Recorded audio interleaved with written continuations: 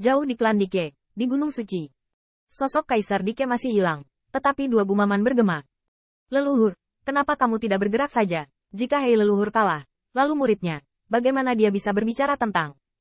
Suara Dike bergetar dan cemas, tetapi setelah beberapa napas, suara lama berubah menjadi desahan.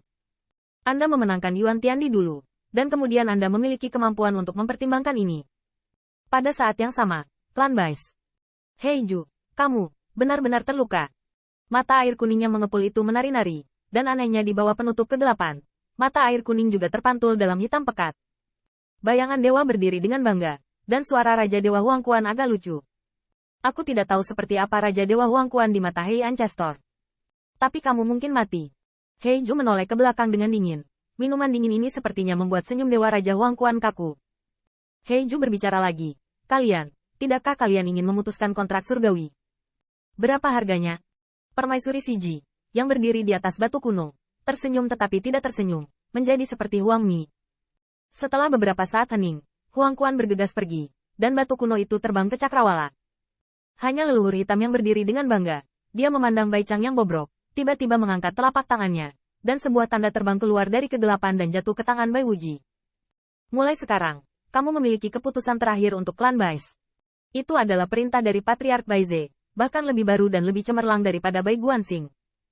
Bai Wuji dengan cepat mengucapkan terima kasih, tapi tatapan Hei Ju telah tertuju pada mata yang tertutup rapat, dan garis hitam di alisnya melonjak, tapi dia masih sombong dan bersalju. Adapun Anda, Putri Baize, dalam hidup ini, aku adalah tuanmu.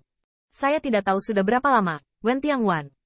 Meskipun dia merasakan nafas permaisuri Sixia datang untuk menyambutnya, Hua Jingnan sepertinya tidak berniat tinggal. Dia meletakkan Bai Guanxing yang tidak sadarkan diri, dan melihat lebih dalam. Sementara Putri Wenxing di samping juga khawatir. Mani Huaxu, Xiao Bai. Namun, sebelum suara itu jatuh, dia dipegang oleh Ke Tiangxuan, yang perlahan menggelengkan kepalanya, dan Hua Jingnan juga menggelengkan kepalanya. Pergi. Tatapan Qin Yichen sedikit tumpul, dan dia tidak tahu apakah dia harus menjaga Bai Guanxing atau melihat permaisuri Nuwa pergi. Hanya saja saat pergi, Ke Tiangxuan tiba-tiba mengulurkan telapak tangannya. Mani, pertempuran ini, klan saya. Di tengah jalan, Ke Tiangxuan tidak bisa berkata-kata. Hua Jingnan tidak tahu harus berkata apa, tetapi tidak menoleh ke belakang, mengulangi, pergi. Ekor naga Nuwa melintasi langit dan bumi, tetapi meninggalkan minuman keras. Saat dia bangun dan memberitahunya, aku akan mengambil roda surga. Bukankah dia sering mengklaim bahwa kebijaksanaannya biru? Kita, sedang menunggu hari ketika dia melampaui ayahnya. Permaisuri Nuwa pergi, dan Qin Yichen tidak bisa menahan nafas sambil melihat Bai Guanxing yang masih koma. Kesedihan adalah yang paling sedih dan marah satu-satunya yang beruntung adalah Permaisuri Nuwa tidak mengatakan bahwa Bai Guanxing tidak akan pernah bangun.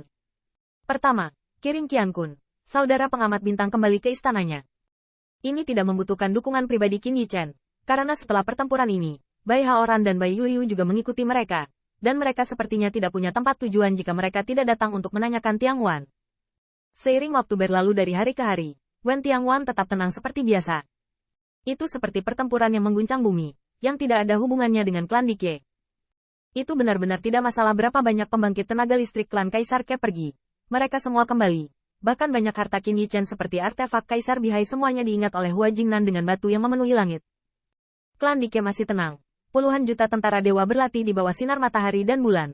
Hanya Qin Yichen yang sesekali berdiri di luar kuil Wentian dan melihat ke langit. Selalu merasa ada awan, seperti naga terbang. Selama 10 hari ini, Bai Haoran dan Bai Yuyu telah menjaga mereka di kuil milik Bai Guanxing. Tiba-tiba pada suatu hari, Putri Wenxing mendekati Qin Yichen, memegang panci ramuan giok di tangannya. Kayu. Ini semua jenis obat ajaib yang sengaja diambil ibuku dari klan. Jangan khawatir.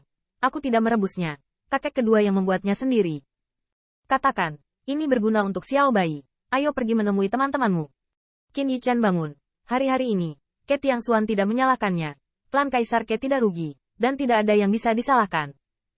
Bahkan, Ke Tiangxuan tidak sengaja melihat Qin Yichen menatap awan dengan linglung ketika dia lewat. Dia tidak lupa menepuk pundaknya. Tianxing, apa yang Anda katakan sebenarnya benar. Dunia ini benar dan salah, dan Anda tidak pernah melakukan kesalahan apapun. Kamu punya hati. Qin Yichen tersenyum hangat. Dia juga ingin Bai Guanxing bangun secepat mungkin, tapi dia tidak tahan melihatnya bangun.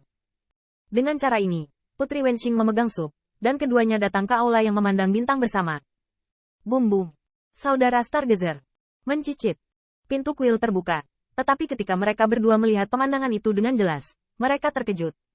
Xiao Bai, kamu. Mata indah Putri Wenqing membelalak, tidak bisa dipercaya, dan toples giok di pelukannya hampir pecah. Saya melihat Bai Guanxing duduk di sana, tanpa mengangkat kepalanya. Suaranya datar. Saya berkata, jangan panggil saya Xiao Bai, nama ini, seperti anjing. Suaranya masih familiar, dan masih enggan menyebut dirinya Xiao Bai. Saudara Stargazer, kamu. Bai Guanxing tampaknya adalah Bai Guanxing itu. Tapi yang mengejutkan Qin Yichen adalah apa yang dilakukan Bai Guanxing saat ini. Saya melihat bahwa di aula yang memandang bintang, ada peta bintang yang padat dan gulungan yang tersebar. Gulungan-gulungan itu tersebar secara acak di tanah seperti ini. Bai Guanxing menunjuk dan menunjuk dari waktu ke waktu. Sementara Bai Yuyu berjongkok di tanah. Dengan hati-hati menyortir gulungan-gulungan itu sekarang untuk saudara itu. Bai Haoran juga berada di dekatnya untuk memberikan petunjuk ke peta bintang dari waktu ke waktu. Dan Qin Yichen terkejut dengan rasa ingin tahu. Ini adalah rencana kekuatan dari alam surga Kaisar? Tanda seru. Di peta bintang, Sungai Tianhe berada di Jingwei. Kekuatan semua pihak berdiri. Dan istana langit surgawi berdiri di tengah. Dan kekuatan berbagai klan dan ras kekaisaran terlihat jelas sekilas. Bahkan Qin Yichen menjelajahinya dengan kekuatan ilahi. Dan peta bintang tampaknya menjadi hidup. Menunjukkan berbagai klan kaisar di depannya. Ini. Qin Yichen kaget. Dia melihat gulungan yang diatur oleh Bai Yuyu lagi, dan dia tercengang. Saya melihat bahwa di gulungan itu semua strategi untuk pengepungan kota dan tanah, manuver pasukan, perintah para dewa, serta berbagai variabel yang mungkin dihadapi, dan strategi untuk menyelesaikannya. Saudara Stargazer, kamu. Qin Yichen dan istrinya tercengang, seolah Bai Guanxing sudah bangun. Dan dia tampaknya telah berubah hari ini. Bai Guanxing mengambil sebuah gulungan dan berkata dengan ringan, Kaisar klan mana yang harus diserang lebih dulu? Pilih satu. Qin Yichen tidak bisa berkata-kata untuk waktu yang lama. Sebelum dia datang mengunjungi Bai Guanxing, dia telah memikirkan kemungkinan yang tak terhitung jumlahnya, yang tidak diragukan lagi dibagi menjadi dua jenis, baik tidak sadar atau terjaga. Dalam pesannya, dia berpikir bahwa Bai Guanxing akan murung dan sedih, hati Taoisnya akan berkurang, atau dia akan mengaum ke langit dan membunuh matanya. Namun, dia tidak menyangka bahwa di hari-hari ini, Bai Guanxing sudah mulai berencana untuk menyerang kaisar dari semua pihak. Tidak ada keraguan bahwa kaisar yang ditandai oleh Bai Guanxing adalah sekutu kaisar saat ini. Tetapi ini adalah sesuatu yang bahkan tidak dapat dipikirkan Qin Yichen.